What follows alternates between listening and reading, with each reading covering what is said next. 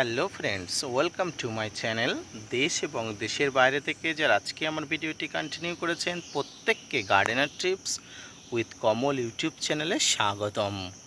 তো ফ্রেন্ডস, আজকে আমি এমন একটি সমস্যা নিয়ে আলোচনা করব যে সমস্যাটা প্রায় বেশিরভাগ ছাদ বাগানি মুখোমুখি হয়ে থাকেন।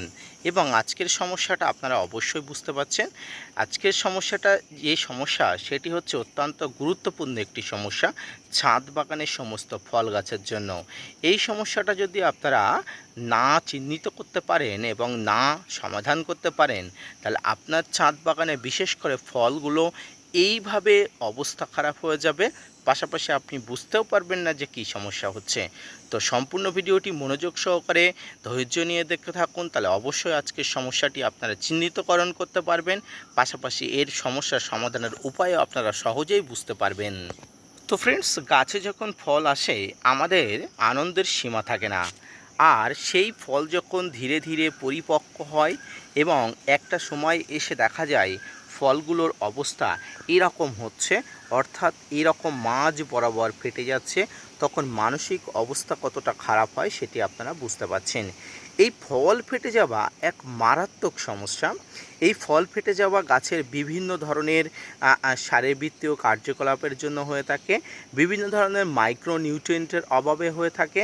তো আজকের ভিডিওতে আমি আলোচনা করব কি সেই মাইক্রোনিউট্রিয়েন্ট কীভাবে ব্যবহার করতে হয়, কতবার ব্যবহার করতে হয়, কি পরিমাণে ব্যবহার করতে হয়, পাশাপাশি আপনার যে ফলগুলো আছে এই ফলের পাশাপাশি বাকি যে ফলগুলো থাকে সেই ফলগুলো আপনারা কি করে সুস্থ রাখবেন, কি করে ভালো রাখবেন, তাই নিয়ে সম্পূর্ণ ভিডিওটি মনোযোগ সহকারে দেখতে থাকুন।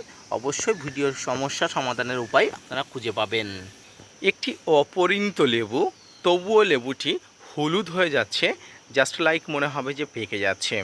কিন্তু এই লেবুটি খুব ভালো করে পর্যবেক্ষণ করলে আপনারা বুঝতে পারবেন যে এটি কিন্তু পরিপক্কতার কারণে পাকছে না, এতে কিন্তু একটি মাইক্রোনিউট্রিয়েন্টের অভাবে পাকছে।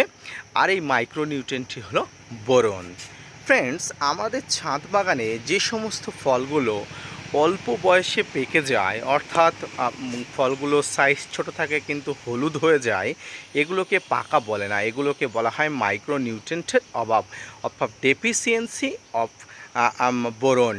ফ্রেন্ডস, এই মাইক্রোনিউট্রিয়েন্টের মধ্যে সবথেকে উত্তম বা সর্বশ্রেষ্ঠ একটি মাইক্রোনিউট্রিয়েন্ট হলো বোরন। আর এই বোরনের অভাবজনিত কারণে এই ফলগুলো এরকম হয়, অর্থাৎ অপুষ্টিজনিত কারণ, বিভিন্ন সমস্যা ইত্যাদির কারণে এই ফলগুলো ফেটে যায়।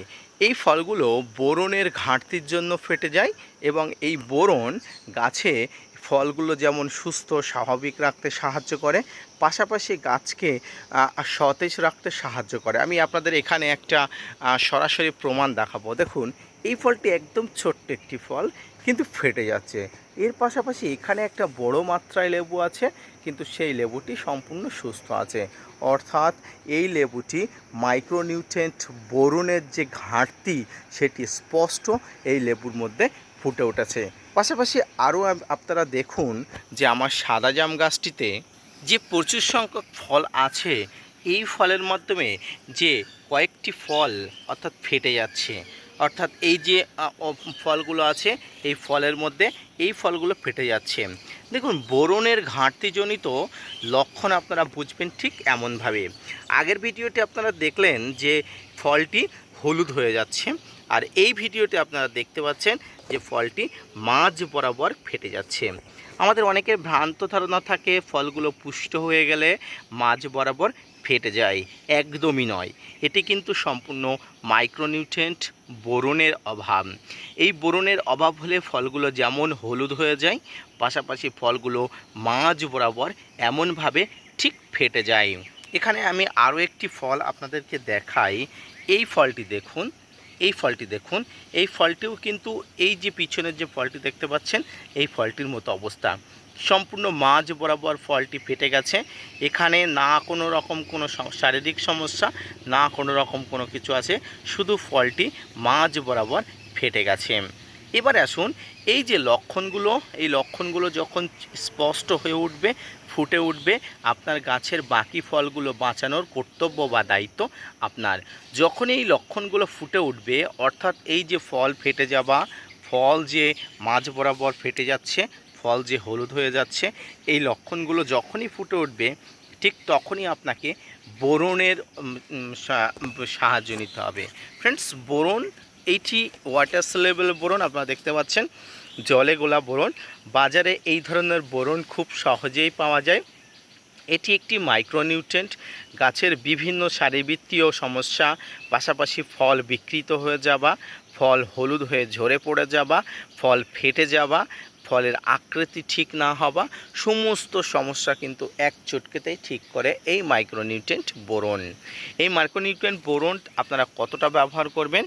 ফ্রেন্ডস, 1 লিটার জলে 1 গ্রাম বা সর্বোচ্চ হলে 2 গ্রাম আপনারা নেবেন। নিয়ে এই ধরনের ফল ধরা গাছে আপনারা স্প্রে করবেন।